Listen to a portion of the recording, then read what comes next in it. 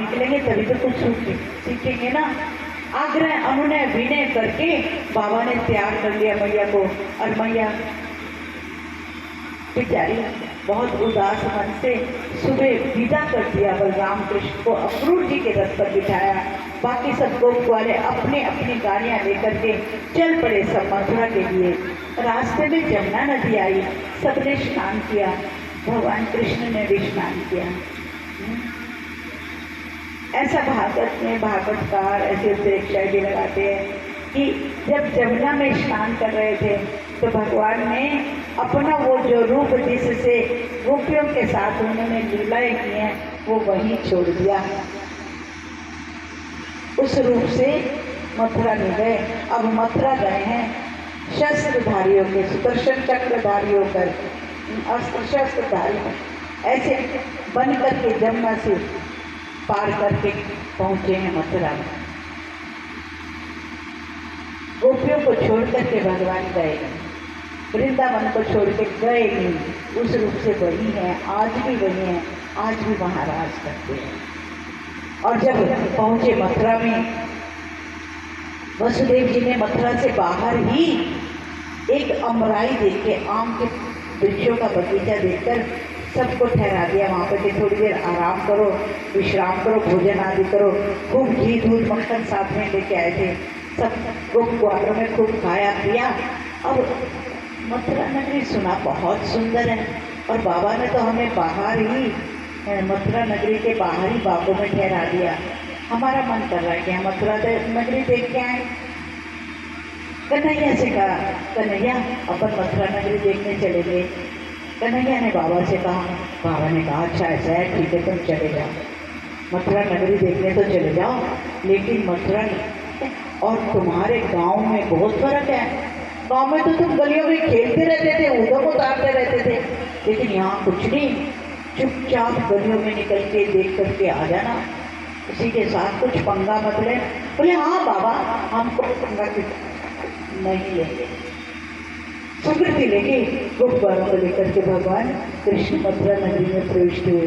इतनी सुंदर मथुरा नगरी के इतने ऊंचे ऊंचे महल हैं, पगड़ी बांध रखी गोप ग्वालों ने।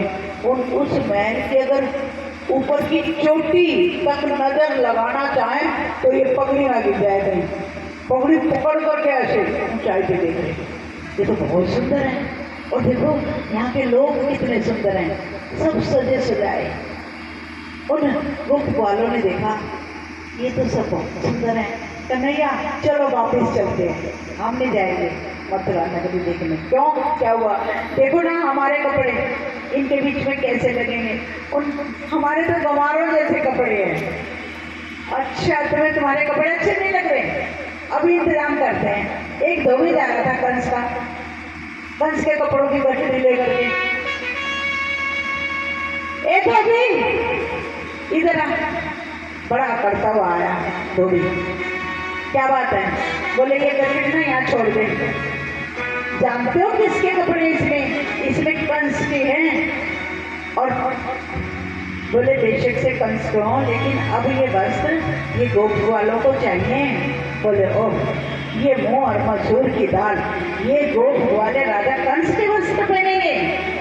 अच्छा भगवान ने कहा मैं बताता हूँ तुम्हें, ये मुंह और मसूर की दाल इसका क्या तात्पर्य होता है। भगवान ने धोबी को एक गुस्सा जमाया, वो 7 पलटियां खाता हुआ गठरी को वहां छोड़ करके और भागा।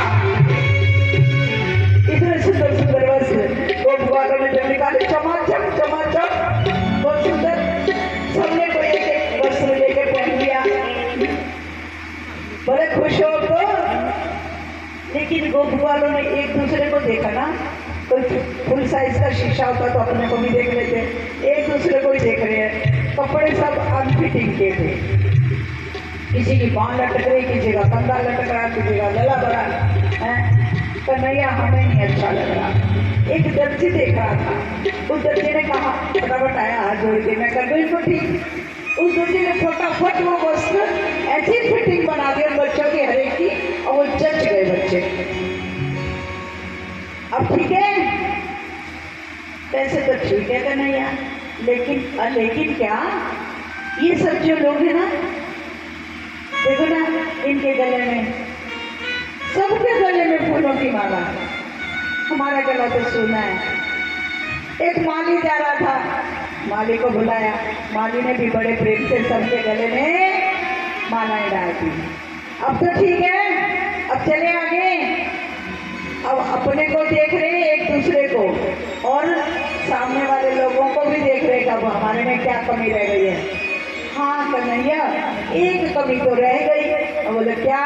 बोले इन सबके माथे पे तिलक है चंदन का, हमारे माथे पे चंदन का तिलक नहीं है, तिलक और लग जाए। बोले अच्छा, तिलक भी लगवाए देते। एक दासी कंस की चंदन घस की कटोरी में लेके जा रही थी कंस के लिए। नित्य प्रतिदिन का उसका नियम था, कंस को उसी का घिसा हुआ चंदन पसंद आता था, और सैरंध्री उसका नाम था, लेकिन शरीर से वो कुबड़ी थी, उसके शरीर में कुब था, और वो चंदन लिए मरसे से चली जा रही थी। भगवान कृष्ण ने उसे आवाज लगाई, अरे ओ सुंदरी। उस सैरंध्री के कानों में, उस कुबड़ी के कानों में शब्द तो गए, ये शब्द तो गए, लेकिन उसने मुड़कर पीछे देखा नहीं। क्यों देखे वो? क्योंकि कोई बुला रहा है, किसी सुंदरी को बुला रहा है। इसको तो हर कोई, जब कोई भी बुलाता था तो ऐसे ही तो बुलाता था ना, अरे कुबड़ी। भगवान ने फिर आवाज लगाई, अरे सुंदरी। फिर नहीं देखा। भगवान ने फिर आवाज लगाई, अरे ओ चंदन ले जाने वाली सुंदरी है? मैं सुंदरी तो नहीं हूं, लेकिन चंदन ले जाने वाला कोई दूसरा नहीं है यहाँ पर। चंदन ले जाने वाली मैं ही हूं। तो गलती से कोई मुझे सुंदरी कह रहा है, बुला रहा है मुझे, और सुंदरी कह के पुकार रहा है। देखूं तो कौन है? पीछे मुड़ करके देखा, भगवान कृष्ण उस सैरंध्री को देख रहे थे, बड़ी मोहिनी मनमोहक नजरों से देख रहे थे। बस उसने तो देखा भगवान को, भगवान की आंखों में आंखें डाल के देखा, खींची चली आई भगवान के पास। आते भगवान के चरणों में प्रणाम किया, चरणों में वंदन, और माथे पर जो हाथ में था ना चंदन, दोनों अर्पण कर दिए। मैं ये वंदन और चंदन आपको दे रही हूँ। देखो मैं सुंदरी तो नहीं हूँ, लेकिन मुझे आपसे प्रेम हो गया है। बोले कोई बात नहीं, सुंदरी नहीं है तो हम अभी तुम्हें सुंदरी बना देते हैं। भगवान ने अपने पांव से उसके पांव दबा लिए और हाथ से उसकी ठोड़ी को ऊपर को कर दिया। जो ऊब पड़े हुए थे ना शरीर में, वो सब निकल गए, और भगवान का स्पर्श हुआ तो रूप लावण्य निखर आया। इतने सुंदर सुंदर हाथ दिखाई दे रहे उसे अपने, तो सारा ही शरीर सारा सुंदर हो गया। वो नाचने लगी, भगवान का हाथ पकड़ पकड़ के नाचने लगी।